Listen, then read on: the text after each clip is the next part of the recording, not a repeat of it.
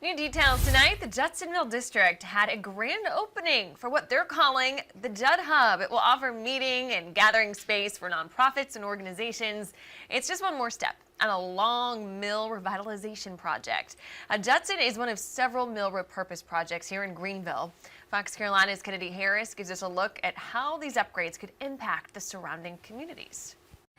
Inside Judson Mill District, it's a celebration, the grand opening of a new hub. And it's called the Judd Hub. This space is for organizations made to help the community surrounding it. And we'd love to be able to help the Judson Mill neighborhood in particular, which has over 40% of the residents live in the poverty. The Judson Mill revitalization is 7 years in the making, and developers are only halfway through. It's one of several mill repurpose projects in Greenville. Rather than put walls up around the community, we're inviting the neighborhood into the community. They also offer workforce housing units, a small grocer, and soon retail and restaurants. Eventually, one day, all the mills that can be repurposed will be repurposed.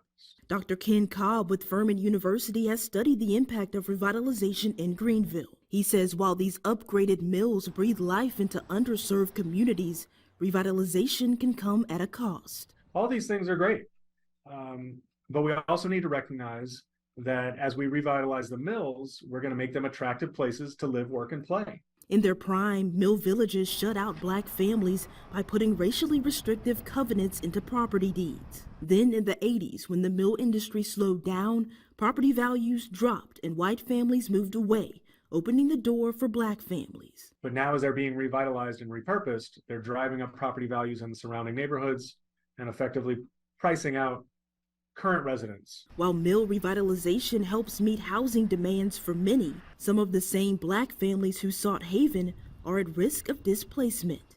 The most efficient way to increase new housing is to take advantage of the easiest opportunities. We just need to be mindful about who is it that we want to benefit from this type of revitalization. Kennedy Harris, Fox Carolina News. And to learn more about the Judson Mill efforts to serve the surrounding community and Furman's recent study on racial displacement in Greenville, head to foxcarolina.com.